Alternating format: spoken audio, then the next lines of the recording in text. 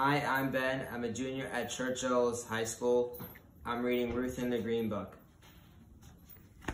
by Calvin Alexander Ramsey with Gwen Strauss, illustrations by Floyd Cooper.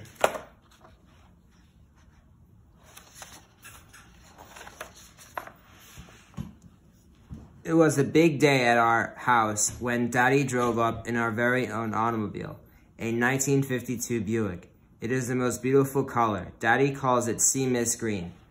He bought it for his new job, but first we planned to go on a trip to visit Grandma in Alabama. I was so excited to travel across the country. I packed my own bag, and Mama said I could take Brown Bear with me for company, even though I'm almost too old for him. As we drove out of Chicago, it felt funny to see the neighborhood disappear, then the streets, then the buildings. I love all the green grass and the hills and trees. Daddy told us lots of stories about when he was a boy in Alabama. He made us laugh. Eventually, we stopped at a picnic lunch that Mama had packed. She had been cooking all week to get ready for the trip. After driving for a long time, we stopped at a service station to fill up on gas. As Daddy was paying the station attendant, Mama asked for the key to the restroom. The man said that we couldn't use the restrooms because they were for whites only. Mama and I had to go into the woods. I was embarrassed, but Mama said that the people should be ashamed of themselves because we're those service station owners. I was tired when Daddy stopped the automobile. I asked Mama where we were. She said that we were going to spend the night in a real hotel. We watched Daddy talking to the man behind the desk. Daddy was smiling and pointing to us, but the man shook his hand and turned his back. Daddy came back out and slammed the car door. He never slammed the car door before, so I knew he was mad. I wondered what happened. But I knew somehow it wasn't good at the time to ask him. Mama gave me a look that said, "Ruth, just keep quiet." And that's what I did.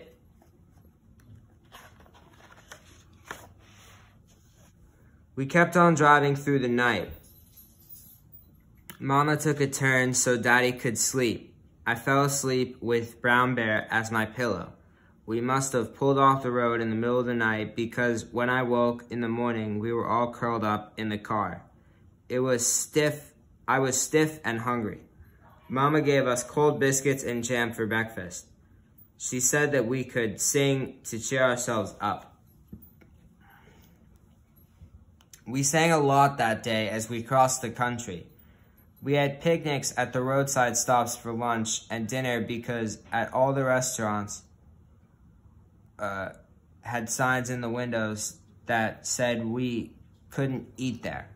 It seems like there were white-only signs everywhere outside of our Chicago neighborhood. I felt homesick and hugged Brown Bear close all day.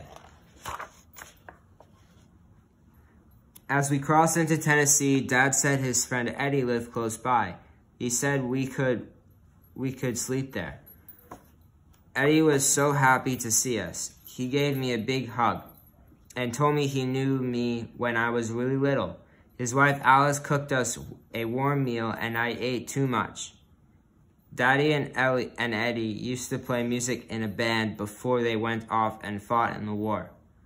They talked about how they traveled a lot back then and how they always had a hard time finding places to rest and eat. Daddy shook his head and said that he had hoped that the war had changed things, but now he could see he was wrong. That night I went to sleep to the sound of Daddy and Eddie playing music together. Brown Bear and I were happy to sleep in a real bed with a real pillow. The next day as we loaded the car, I heard Eddie talking quietly to Mama and Daddy.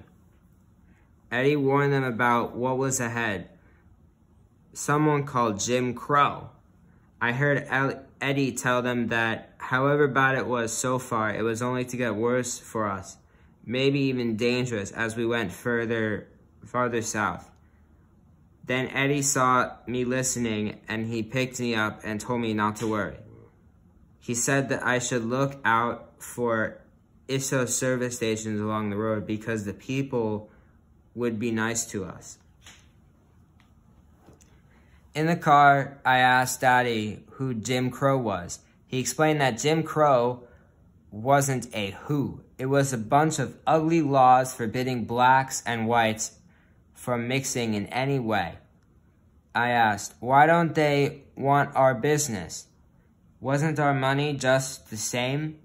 It hurt my feelings to be so unwelcome, but Mama sighed and reminded me that my job that day was to look for an Esso service station.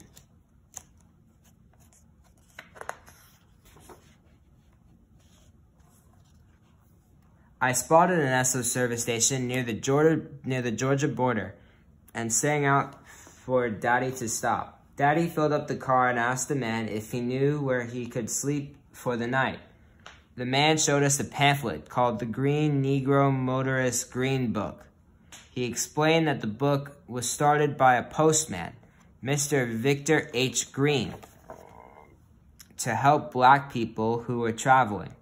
It lists places in lots of states where we could be welcome to eat, sleep, shop, and get a haircut, and all kinds of other information besides. Right away, Daddy bought our very own copy for 75 cents. Mama read about a place nearby called the Tourist Home, where we could stay for the last night of our trip. Daddy called ahead, and sure enough, the lady told us to come right away. Then Mama gave me the green book and said I was in charge of keeping it. I shouldn't stop reading it. All those places in all those states were where we could go and not to worry about being turned away. We reached the tourist home in the early evening. Mrs. Melody, the owner, gave us a big smile when she opened the door. It was like coming home. And then she wouldn't even let Daddy pay her. She said that she welcomed Negro travelers because it was right to help each other out. I'm going to do the same one day. The next morning, I hated to say goodbye to Mrs. Melody, but Dad said that we could be at Grandma's house that evening. That made me happy to get going again. It wasn't easy, though. Our automobile broke down about midday, in the middle of nowhere. People drove right past. I felt empty in the pit of my stomach.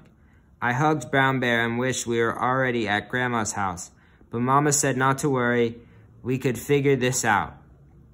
She unfolded our map and told me that the names of nearby towns. She said, Ruth, look in the green book and see if you can find a place in one of these towns that would fix our car. And I did. Daddy gave me a big hug, and then he walked into town to find the garage that would help us. By the time we got the car fixed, it was too late to reach Grandma's house that day. So I looked in the green book and picked out an inn nearby that said they welcome Negro travelers. It was a big house with lots of rooms. Most of the people there were businessmen traveling for their jobs. They each carried a green book. They said that they could never do their jobs without it. We met a salesman named Jason, who has traveled to all the states of the Union for his job. He told such funny stories. Mama laughed so hard she had tears rolling down her face. For the first time since we left home, we were really happy.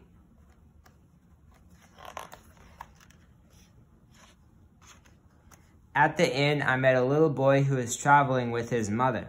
It was the first time he had ever left home, and I could just tell he was scared. I thought that Mrs. Melody, Victor Green, Eddie, and all the other people who had helped us, and then I decided to give Brown Bear to the boy. He told him that I told him that Brown Bear was a good traveler. I'm too old for Brown Bear now, and the little boy needed him more than I do.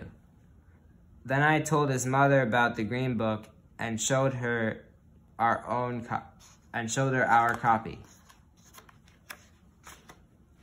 That night before I went to sleep, I thought about our trip. It was not what I had expected. Traveling could be scary for sure. It made me sad that some people were mean to Negroes, but it helped to know that good black people all over the country had pitched in to help each other. It felt like I was part of one big family. Plus, tomorrow I would finally see Grandma and tell her about what a Green Book guide is. What a Green Book guide I had been.